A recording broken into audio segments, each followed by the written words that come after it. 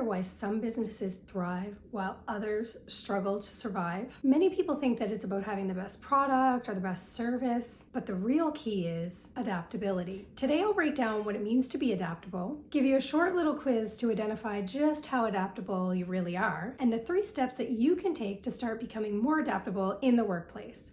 Your business. If you don't know already, my name is Rachel and this is part 3 in a 5-part series called Think Like an Entrepreneur. We've already touched on topics such as personal narrative and mental resilience, and today we're talking about a trait that every successful entrepreneur must exhibit: adaptability. Okay, so what is adaptability? Adaptability is all about being flexible, being open to change, being able to adjust your strategies, but especially about the way that you think. For entrepreneurs, adaptability is absolutely essential. Why? Because inevitably it helps you stay ahead of the ever-changing world that we're living in. Do you think that you are adaptable in your workplace environment? If you answer yes, go ahead and hit that like button. But if you answered a big fat no, although self-awareness is key and super important, I want you to jump down into the comments and tell me why the heck you answered no. All right, so let's take a quiz to see just how adaptable you are. I'm going to ask you 5 questions. Each question has 2 answers, either A or B. So go ahead,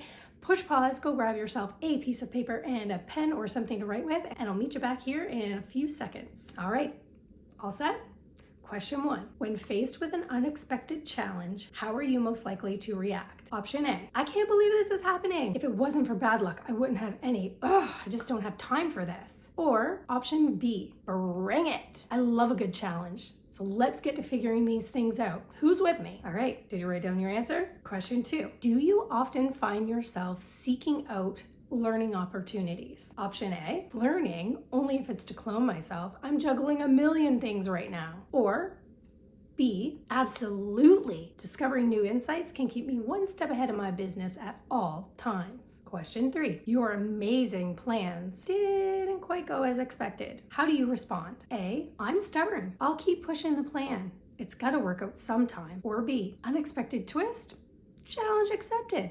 Let's gather everyone and get a brainstorm running. Question 4. When hearing constructive feedback from others, how do you respond? I stick to my guns. I got it pretty much figured out, and well, as entrepreneurs, we gotta stay in control. Or B. Feedback helps me see the blind spots. I see it as a chance to grow and refine my approach. And finally, question number 5. While answering the above 4 questions, how did you find yourself reacting? A, I may have scoffed, rolled my eyes. I might have even lied because no one's gonna see the results anyway. Or B, I found this fun, perhaps a little eye-opening, and I might have even learned a little something about myself that I didn't quite see before. And even if the answers didn't completely apply, I picked the best fit and moved on. All right, so let's tally the results. Drum roll, please. If you answered mostly B's, it is probably going to come as no surprise that you are pretty adaptable. You are probably quick to adapt to any situation.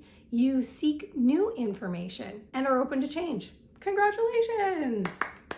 You're already demonstrating strong adaptability skills. Well done. If you answered mostly A's, or if you answer mostly B's because you were embarrassed about some of the truth in the A's that you just didn't want to admit, don't worry, that's what we're here to work on today. Totally off topic, but not really.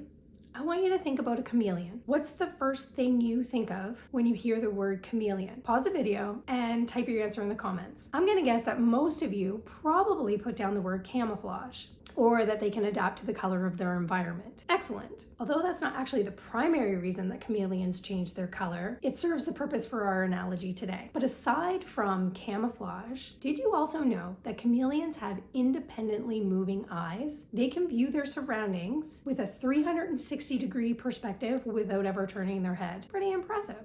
But what does this have to do with your business? Well, when you're faced with each new day and all of the surprises that come along with it, you need to ask yourself, am I being a chameleon? Like chameleons, successful entrepreneurs adapt their strategies, their color change, and they adapt to fit the different conditions that they face. They use this flexibility to remain competitive, to remain relevant. Now, of course, this isn't to be confused with blending in to be like everybody else, but rather strategically blending, like noticing trends, yet adapting to change when necessary. And similar to how chameleons have a 360-degree vision, successful entrepreneurs have a broad perspective of their environment. They use their consistent awareness of trends, competitors, and customer preferences to make informed decisions. They use this information to seize opportunities that maybe they didn't think about before. So I'll ask you again, when you think about your business, are you a chameleon? If you answered yes, type chameleon below. CHAMELEON. And if you answer no, I'd love to know what analogy you like using better. Although it should come as no surprise that being adaptable helps you handle unexpected events, helps you make necessary shifts, and explore opportunities with confidence, you might be asking, do I really have to be adaptable? For entrepreneurs, adaptability is vital. So the answer is an absolute yes. The reason is this: it helps you stay relevant, innovative, and competitive. When you're adaptable, you can shift your business strategies to meet changing demands, to overcome obstacles, to seize new opportunities. When you aren't flexible and open to change, you'll often find yourself not even being able to see the forest through the trees. And that, my friend, is a troubled path. But what if you're over there saying, Rachel, I'm not a chameleon, I answered all A's. How do we become adaptable then? It's a great question. But before I get into the 3 ways that you can start becoming a more adaptable entrepreneur, I need to preface it by saying this. This isn't like that 10-minute spray tan you get the day before you're ready to head out on vacation. No. This change is going to take time, especially if you kind of find yourself a little bit more on the rigid, not so flexible side. It's going to take a while, but the fact that you're here and the fact that you want to make the change, the fact that you want to become more adaptable is the first step. And because it isn't going to happen overnight, you have to remain committed. This is a work in progress, but with every time you practice, each step is going to strengthen your ability to become more adaptable, and then you'll start seeing results. All right, step 1 is embrace change. Learn to love it. Welcome those challenges. See challenges as an opportunity to grow and not as a setback or a roadblock. This shift in perspective makes it so much easier to deal with any situation that comes at you. We talked previously about practicing gratitude, and hopefully you're already doing it. But if you're not, there's no better time than the present to start. Finding gratitude in the face of adversity doesn't only build your mental resilience,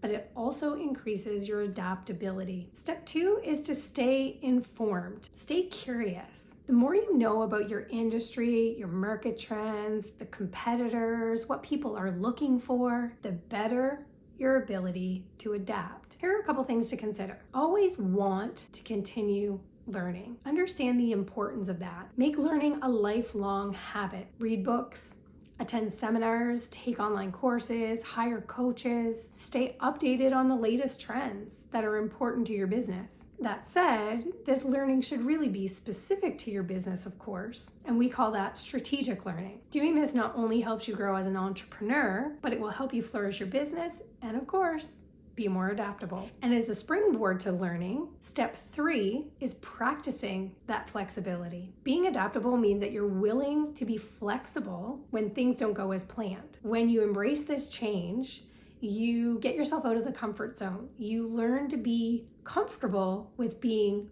uncomfortable. And this actually helps you see opportunities that maybe you wouldn't have seen before. And in turn, it allows for incredible growth. In the end, whether the change is a success or failure, the bottom line is that all change is a learning experience. It's a place for you to grow. So one way to practice flexibility could just be by considering scenarios, maybe writing them down, maybe talking them through.